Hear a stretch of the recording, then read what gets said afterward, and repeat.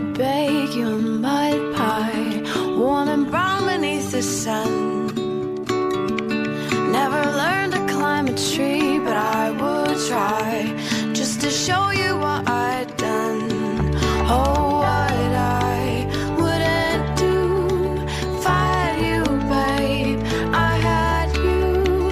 Oh, what I wouldn't do if I had you, babe.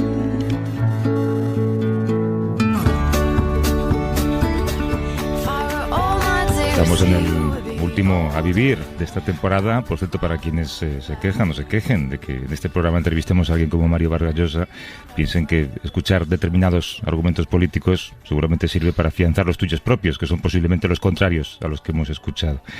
Dicho esto, entramos o regresamos al terreno de la ciencia bien explicada. Es el momento de que Javier Sampedro y Pere Estupiñán nos ayuden a comprender mejor el mundo que nos rodea. ¿Cómo estáis, Javier? Pere, buenos días. Aquí en nuestros Buenos puestos. días.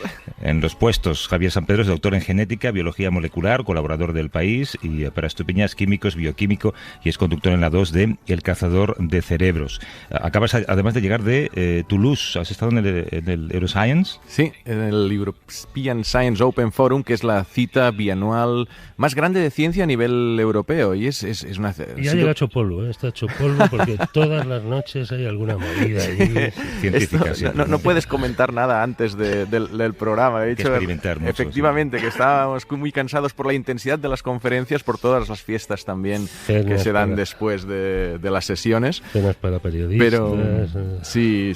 No, pero súper interesante, porque no es una feria, no es un evento para dar noticias científicas en sí, pero sí para hacer una evaluación muy intensa de en qué estado están algunos asuntos, como por ejemplo los vehículos eléctricos, el tema de los plásticos, temas sobre todo de biomedicina y tal, pero también mucho de política científica. Se está hablando mucho de los próximos planes, que es el Horizon Europe, que empezará en vigor en 2021 intentarán una inversión de 100.000 millones de euros a nivel europeo, que podría ser una cifra muy significativa. La tienen que aprobar este año. Y después, el tema estrella ha sido el Open Science, la ciencia abierta. Y aquí la Unión Europea ha sido muy contundente en decir algo no está funcionando bien en lo que es la publicación de los resultados académicos. Es decir, nosotros investigamos, pero después a la hora de publicar están ganando un dineral las revistas académicas. Y además, eso crea unos incentivos un poco perniciosos para el propio investigador, que eso lo tenemos que arreglar. Es curioso, porque es una cosa que en realidad funciona bien, ha funcionado bien muchos años, pero tendría que funcionar mejor. Pero para funcionar mejor se tendría que publicar en abierto. Y la Unión Europea está dispuesta a decir, mira, a partir del próximo plan, cualquier investigación que tenga financiación nuestra tiene que publicarse en abierto. No puede ser que se tenga que pagar para acceder a estos resultados. Y esto es, de alguna forma, recuperar un poco el poder de la evaluación. Esto, si lo pensamos bien, es extraño que la ciencia gran parte de la ciencia se financie con fondos públicos, pero después la evaluación de esta ciencia, el decir si esto tiene más impacto o menos, o lo citan más o menos personas, esté en manos de unas publicaciones científicas que, históricamente lo han hecho muy bien, pero es que vemos que esta evaluación debería retornar, ¿no?, a las empresas que financian. Y hay otra cosa, que no estamos hablando solo de Nature y Science, ¿no?, que las grandes revistas. Hay toda una serie de publicaciones pirata que están vampirizando el sistema, y las editoriales están publicando papers y montando comités editoriales que evalúan el trabajo científico que les mandan, con el único objetivo de ganar dinero. Esto es un tumor del sistema, debe erradicarse, y por lo demás yo creo que la Unión Europea tiene razón en que cualquier trabajo científico financiado con dinero público debe estar en abierto para cualquier miembro de la sociedad que quiera consultarlo. Recordemos que hemos hablado aquí de alguna investigación científica que ha sido además manipulada solamente con el objetivo de poder salir en una de estas revistas científicas, porque eso te da una promoción que supongo que es impagable en este terreno. Sí. Oye, en verano también hay un par de cuestiones muy interesantes que son de alguna manera marginales a la ciencia, pero que tienen que ver con vuestro trabajo. Con todo lo que se habla cada verano, o todo lo que se discute, más que se habla, sobre si subir o bajar el aire acondicionado, porque yo creo que esa discusión va a estar en todos los despachos, en todos los dormitorios, por el resto de la humanidad. Hay una investigación en la Universidad de Harvard y allá han comprobado que los estudiantes que están en habitaciones sin aire acondicionado rinden menos durante las horas de calor. Esto, hombre, en el fondo parece una obviedad. Hay quien dice que el aire acondicionado es un invento del capitalismo para que los trabajadores trabajen más, ¿no? Sí. Yo participo en esas discusiones de las que estabas hablando. Soy por encima de 25 grados, a mí se me bloquea el cerebro. Por encima de 30 entro en fracaso multiorgánico directamente. Y yo ya sé que el aire acondicionado produce emisiones de gases de efecto invernadero y que además es un despilfarro de energía, pero cuando hace 40 grados en Madrid yo no es que no pueda trabajar, es que no puedo ni levantarme de la cama. Claro, es que negar el aire es negar el avance de la ciencia, al fin y al cabo. Sí, pero es significativo porque el estudio, bueno, está bastante bien hecho, ¿eh? Se cogió una ola de calor que hubo en Boston y se analizó diferentes pruebas cognitivas de memoria temporal, es decir, cuántas cosas puedes recordar al mismo tiempo, de agilidad mental, de tiempo de reacción, con estudiantes que habían dormido a una temperatura más suave y otros que habían dormido a una temperatura más alta, y se veía claramente que el cerebro funcionaba peor de los que estaban en temperaturas altas. O sea, es verdad que es algo que ya podíamos intuir, pero bueno, resultados significativos. También hay que recordar otra cosa, de nuevo vuelvo a lo de las discusiones que decía Javier, que cada persona tiene un umbral de agobio por el calor distinta. O sea, estas discusiones no se pueden resolver. En una oficina donde haya 20 personas no se van a poner de acuerdo nunca en si el termostato tiene que estar a 21, a 24 o a 19, porque cada persona se agobia en un umbral de calor distinto. Perdonad que interrumpa, porque hay un innovador cerca de mi pueblo, cerca de Tortosa, que ha presentado un trabajo muy interesante con unas placas que se ponen en las superficies de las oficinas y son como inteligentes y permiten que a la temperatura particularizar temperatura. Hombre, es decir, que haya... Sí, estamos a favor. Y lo están implantando ya. De temperatura en cada puesto de trabajo. Sí, eso es terrorífico, porque no puedes cruzar ese umbral entonces, ¿no? Hay que evitar todo contacto humano, por supuesto. Claro, exacto. Luego hay otra cosa que me ha llamado mucho la atención, es un artículo que tú publicas en El País hoy, Javier, en el que desmontas uno de los principales recursos retóricos de la historia de la literatura. Todas estas novelas que se desarrollan en verano y siempre en algún momento es esta frase de en aquellas interminables tardes de verano. Pues las tardes de verano han durado siempre lo mismo y duran lo mismo que las tardes de verano de tu madurez, ¿no? Sí, por supuesto, somos nosotros, nuestros relojes internos, los que lo pueden percibir de manera distinta. No hay un experimento. Los de Boston tenían que haber examinado esta cuestión también, pero se les ha pasado. Por ejemplo, cuando no estamos haciendo nada, el tiempo parece eternizarse, ¿no? Si yo llego tarde a una cita contigo, a ti esos 15 minutos te van a parecer media hora, y a mí, en cambio, que estoy intentando llegar en el metro y en el autobús o en bicicleta, me van a parecer 5 minutos, porque no me va a dar tiempo a alcanzar mi objetivo. Y en cambio, cuando estás en una actividad muy intensa, cuando cada día es diferente del otro, pues el tiempo tiende a parecer más corto, ¿no? Claro, y el recuerdo del tiempo de cuando eras pequeño es muy diferente a cómo vives el tiempo actual. Naturalmente, la memoria es muy traicionera, naturalmente que sí. Las interminables tardes de verano de nuestra niñez son exactamente igual que las de ahora, así que hay que disfrutarlas. Hay que recordar que hay un número de teléfono disponible por si alguien quiere hacer alguna pregunta científica o recabar alguna opinión. Hombre, como es el último programa, si os preguntan, yo qué sé, pues por vuestra música favorita, pues que lo hagan también si quieren, aunque luego habitualmente no nos queda tiempo, pero bueno, esa es otra historia. Para Pera y para Javier, es un número de WhatsApp, así que pueden llamar o pueden escribir o pueden mandar una nota de voz, y nosotros llamamos de vuelta también. Es el 638-855-349, lo repito, 638-855-349.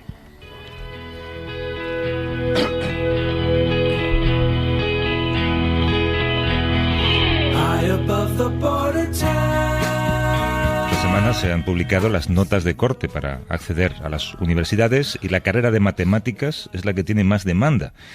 Parece que tras años siendo una asignatura, o décadas diría, casi denostada, ¿no? Los jóvenes ahora sí que quieren estudiar matemáticas. Supongo que ayuda, y corregidme si no, el hecho de saber que es la carrera con menor índice de paro en este país.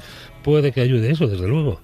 Y también yo creo que la gente joven sabe que sus ordenadores y las pantallas a las que están pegados todo el día funcionan gracias a las matemáticas, ¿no? Las ciencias de la computación y la informática son matemáticas. Y quizá esto ha estimulado a una nueva generación a interesarse por una materia que antes, por su dificultad y por tal vez los defectos de la pedagogía de la matemática en la escuela primaria y secundaria, pues producía más bien alergia a la mayoría de los estudiantes. Y es algo que los editores, por cierto, los editores de libros científicos han notado desde hace tal vez 10 o 20 años, que los libros científicos en general siempre se han vendido. Se dice que en España, por ejemplo, hay 3.000 lectores de libros científicos, pero los libros de matemáticas habían empezado a vender más desde hace 10 o 20 años, habían empezado a vender cada vez más. Y esto era un indicador de que algo estaba ocurriendo ahí, sí, lo estamos viendo ahora en la universidad. Sí, de hecho, también me gustaría saber el efecto que ha tenido que hayan habido más divulgadores de matemáticas en los últimos años. Efectivamente. Pues ha habido muchos youtubers, muchos libros, como has comentado, sí. Espacios en medios, potenciando, porque es una cosa que se desde muchas instancias se ha estado trabajando, ¿no? En lo que llaman STEM, en mejorar, y se ha hecho pues planes en las escuelas, pero también mucha divulgación. Y sí, quizás sí que ha contribuido, está teniendo un impacto positivo. Sí. John Allen Paulos, Ian Stewart, Roger Penrose han publicado excelentes Mandelbrot.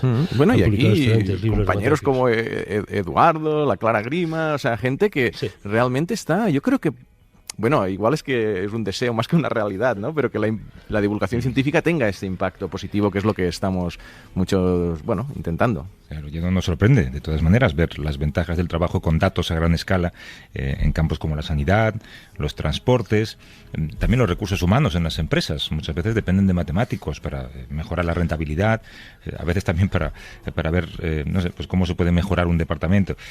Pero no nos esperábamos que también el Big Data pudiera contribuir a reducir el crimen. Esto ya lo hemos visto muchas veces en las series series policiales en televisión en Estados Unidos, y el otro día coincidí con el jefe de prensa del Ministerio del Interior y charlando un poco con él además era oyente de este programa y de esta sección, y me dijo, tenemos en la policía un tipo que es la bomba, es un matemático.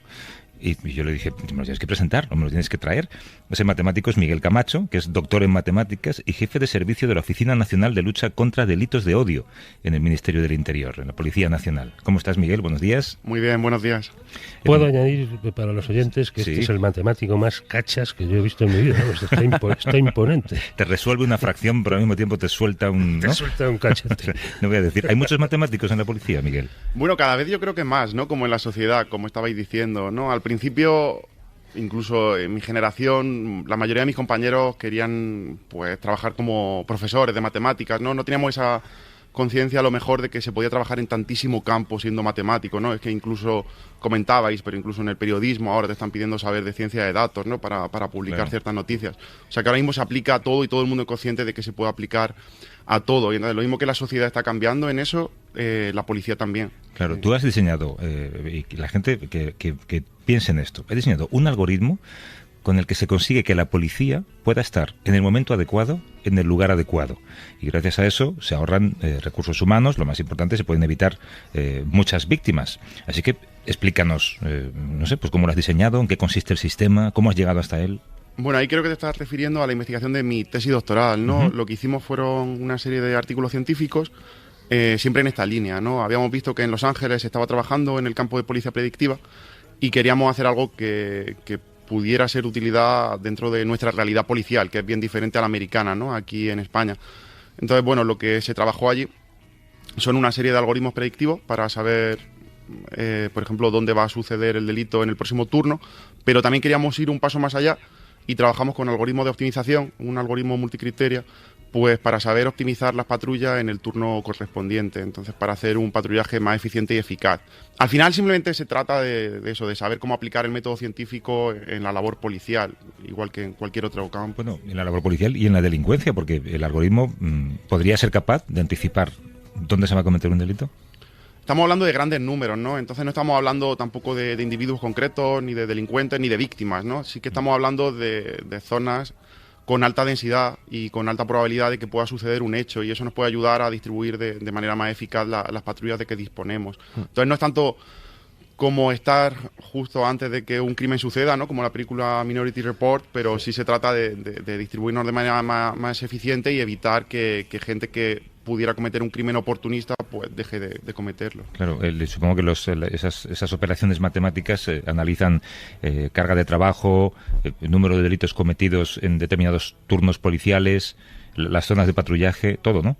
Totalmente, sí, se basa sobre todo en 4 criterios que tenemos que optimizar y, por ejemplo, pues eso, como bien has explicado, el riesgo esperado, que esa es la predicción donde entraría, pero luego sería el área de patrulla o el apoyo mutuo entre compañeros o el diámetro del área patrullada. Claro, lo que pasa es que esto tiene también una parte ética interesantísima y es quizá ese algoritmo contribuye a estigmatizar pues determinados lugares en una ciudad o incluso determinadas etnias. Totalmente, sí. De hecho, bueno, estuve un año investigando en la Universidad de California, Los Ángeles, y quizá fue el año más complicado que han tenido desde 1992. No sé si os acordáis de los disturbios que pasaron allí con el tema de Rodney King. Sí. Pues el año que estuve fue 2013-14. También hubo muchísima polémica con estos casos y comentaban también que este tipo de algoritmos podían llegar a ser racistas, ¿no? Y el argumento no carece de sentido, ¿no? Porque dice que si los datos con los que están entrenados los modelos están basados en detenciones que han cometido policías que pueden ser racistas, pues el algoritmo no es objetivo, sino que también va a ser racista. Entonces estamos... Al igual que en otro tipo de algoritmos que están alimentados por textos, ¿no? Por periódicos, libros, leen la Wikipedia entera en un segundo. Si hay sesgos racistas o sexistas en los textos con que has alimentado el sistema, pues el sistema acaba teniendo los mismos sesgos racistas que tenemos nosotros, claro. Totalmente. Uh-huh. Yo me imagino que la gran ventaja de estos algoritmos es que te descubran algo que no hubieras descubierto de manera intuitiva. Es decir, puedes imaginar que por un historial de crímenes en un barrio determinado, pues ya puedes intuir que allí continuará habiendo más crímenes. Pero, ¿qué te puede dar? Danos algún ejemplo de decir, mira, esto no lo hubiéramos intuido y el algoritmo nos ha dicho que aquí iba a haber más robos por alguna razón y realmente los hemos evitado. Pues mira, te puedo poner un ejemplo que además yo creo que todo el mundo puede seguir, ¿no? Te voy a hablar de un comisario que cambió de distrito y fue a trabajar en un distrito enorme, ¿no? Y él con una formación matemática, bueno, universitaria pero básica, ¿no? O sea, con una carrera en la que se trabajaba algo de estadística, de análisis de datos, pues se hizo unas tablas de Excel y con eso consiguió descubrir cómo era su distrito sin haber paseado por las calles ni siquiera, o sea, simplemente en un despacho, un par de días trabajando con tablas de Excel y viendo a qué hora sucedían los crímenes y en qué calle. No sé si me gusta escuchar esto, la verdad. Pero bueno, eso pasa en policía, a veces te cambian de distrito y hay mucha movilidad y te cambian incluso de ciudad y no la conoces, ¿no? Este tipo de herramientas al final lo único que te hacen es ayudarte a tomar decisiones de manera más rápida, ¿no? Claro. Lo que pasa es que en Chicago, por ejemplo, creo que ya se aplican algoritmos para decidir si se puede dar o no prisión preventiva a un delincuente en función de si se anticipa que vuelva o no a cometer un delito. Con lo cual sí que nos vamos acercando más y más a Minority Report, ¿no? No solo en Chicago, también en Inglaterra una compañera vino, hicimos aquí en el Ministerio un encuentro internacional de expertos de policía predictiva y ya nos contaba que para decidir, por ejemplo, si metían a una persona en el calabozo o no, tenían en cuenta una serie de variables, un método actuarial. Sí, esto es un poco más controvertido, porque no estamos hablando de grandes números ni de zonas a patrullar, aquí estamos hablando de individuos, ¿no? Y bueno, lo están teniendo en cuenta no solo policías, sino también jueces para decidir la libertad condicional. Es complicado, pero bueno, si se utiliza bien y la gente está entrenada para utilizarlo, al final es simplemente una ayuda más para el decisor final, que siempre la persona. No conozco todavía ninguna ciudad en la que la persona esté eliminada y se base todo en la inteligencia artificial. Recordemos que también las empresas utilizan algoritmos para decidir a quién contratan y a quién despiden. Claro. Es verdad. Sí, aquí hay un punto clave en todo esto de inteligencia artificial y Big Data, que el oyente puede estar pensando, ¿y si se equivoca qué? Pero aquí la clave es que se equivoque menos de lo que se equivocan los humanos, porque los humanos también se equivocan. Aquí, la semana pasada, esta semana, en el European Science Network Forum, había una cosa, me voy de tema, pero era interesante, de toxicología, donde se predecía con Big Data y Machine Learning si una sustancia iba a ser más tóxica o menos y funcionaba mejor que los animales de laboratorio. Es decir, en todo esto de inteligencia artificial, cuando funcione mejor, cuando haya menos errores de los errores que tiene el humano o otras técnicas, ya está en marcha. Claro, en vuestro caso, Miguel, hay múltiples aplicaciones de futuro que se me ocurren. Habéis empezado, creo, en un algoritmo para detectar denuncias falsas también. Sí, eso de hecho la revista Nature nos dedicó el editorial hace como 3 o 4 semanas. Y sí, siempre para tema patrimonial, ¿no? Pues para poder detectar en base a unas variables, utilizando técnicas de procesamiento de lenguaje natural e inteligencia artificial, cuándo podríamos estar ante... A ver, tema patrimonial. Sí. Es cuando alguien llama para decir esta herencia es mía o algo así, o este cuadro es mío. Robos con violencia. Robos con violencia. Sí. Y entonces se sabe cuando alguien llama si lo que realmente está haciendo es un fraude contra el seguro, supongo. Bueno, te puede ayudar a seguir con la investigación, ¿no? En cualquier caso, siempre va a ser un delito, ¿no? O sea, tenemos dos posibilidades, que sea un robo con violencia o una simulación de delito. Esto ayuda al investigador a que se haga una serie de preguntas o siga una serie de investigaciones que a lo mejor no se había planteado en primer lugar. Oye, ¿y qué tiene una denuncia? El texto de una denuncia, ¿no? Para saber para que el algoritmo pueda saber. Ese secreto igual no te lo cuenta, igual es el número de comas. Ya, pero había que intentarlo. Bueno, hay una serie de diferencias, ¿no? Y lo mismo que se utilizó, por ejemplo, para TripAdvisor, ¿no? Para detectar, por ejemplo, evaluaciones falsas, que las hubo, y de hecho creo que el primer restaurante que estuvo una temporada en Londres era inventado, ¿no? Era todo con falsas reviews. Pues con este tipo de técnicas también, si tienes un par de corpus bien diferenciados, ¿no? Entre lo que es cierto y lo que no, sí que te puede sacar una serie de variables, que en este caso son unas 300 más o menos, que te pueden ayudar para sacar una probabilidad sobre eso.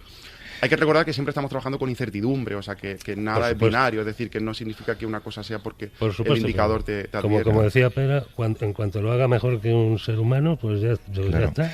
Oye, ¿y cómo acaba un doctor en matemáticas trabajando como policía? Con esos bíceps. Bueno, yo siempre he sido muy curioso, ¿no? Y es verdad que en mi familia pues no conocíamos mucho el tema policial, ¿no? O sea, mi familia se suele dedicar más al tema académico. Pero cuando fui conociendo más de la policía me encantó, o sea, me encontré que había gente increíble, una cantidad de gente preparadísima, de personas alucinantes, y sobre todo el trabajo es impresionante, ¿no? Yo empecé trabajando también en empresa privada, haciendo tema actuarial y todo eso, pero no tenía nada que ver, porque aquí, aparte de que estás desarrollando un servicio público, todos los problemas que estás aplicando son reales, son de la gente y puedes ayudar con tu trabajo. Aparte de eso, bueno, o sea, me encontraba con que había muchísimo campo. Ya si quisiera trabajar de matemático, por ejemplo, para mí esto es un sueño. Es decir, o sea, dentro de la policía hay unas posibilidades alucinantes para trabajar dentro de ello. Y aparte que el trabajo de policía, pues, está muy bien. Yo me imagino que además está muy bien luchar contra los tópicos, ¿no? Porque yo creo que uno se imagina la policía o el super policía de Criminal Minds o el Come Donuts Chief Wiggum de los Simpsons, ¿no? Y supongo que la policía está justo en medio, ni uno ni otro. Totalmente. Y es bonito que lo digas, porque ahora estoy trabajando en temas de delitos de odio dentro del Ministerio de Interior, se basa prácticamente en eso, ¿no? En lo que acabas de decir, en romper estereotipos, pero por las dos partes, ¿no? O sea, por una parte romper estereotipos dentro de mis colegas, ¿no? Policías y todo eso, de las diferentes comunidades y hacernos más permeables y todo eso y escuchar mejor. Pero por otro lado también hay mucha gente que tiene mucho prejuicio y tiene ciertos estereotipos respecto a los policías, ¿no? Y a lo mejor pues pecan de no tener tanta confianza o de a veces no venir a denunciar cuando deberían. Entonces el trabajo ahora es muy bonito porque se trata de eso, de mejorar la relación y de romper esa serie de estereotipos. Supongo que tus compañeros policías te preguntarán muchas veces, pero tú en realidad, ¿qué haces? Sí, puede ser, pero la verdad que la política de recursos humanos está mejorando muchísimo. Hay compañeros con formación increíble que han seguido ellos mismos y están trabajando en sitios donde se está aprovechando mucho. Oye, pues te voy a pedir una cosa, es que estés alerta y que hagas un trabajo como de preproducción para este programa. Entonces, si tienes algún compañero que ha resuelto algún delito usando algún aspecto científico de la teoría policial, nos lo pasas el teléfono sin que nadie se entere. Perfecto. ¿Vale? Y el del ladrón también. Eso. A ver qué dice él, ¿no? Sí. Bueno, pues Miguel Camacho, que es doctor en matemáticas, es jefe de servicio en la Oficina Nacional de Lucha contra Delitos de Odio, en el Ministerio del Interior, en la Policía Nacional. Te agradezco esta explicación. Ahora también, antes de marcharte, ponle un plan de actividad veraniega a Javier, que está impactado por tu aspecto físico. Está celoso por los bíceps. Mándale unas cuantas abdominales y unas integrales, las dos cosas al mismo tiempo. Okay. Miguel, un abrazo, gracias. Un abrazo, gracias. Hasta luego. Ain't got a soapbox I can stand upon, but God gave me a stage, a guitar and a song. My daddy told me, son, don't you get involved in politics, religions, other people's quarrels. I'll paint the picture, let me set the scene. I know when I have children. Pedro Estupiñán, a vosotros que tengáis un verano tranquilo, feliz, que hagáis muchas operaciones matemáticas, que leáis muchas revistas científicas, que os empapéis y que nos sigáis ayudando a observar. Preferimos las integrales a los abdominales. Porque se hacen sentados, ¿no? Tú prefieres cualquier cosa que se pueda hacer con un botellín en la mano, como decía Enrique González. Ahí estamos. Hasta luego, Javier, espera. Venga, abrazo. Love can change the world in a moment, but what do I know?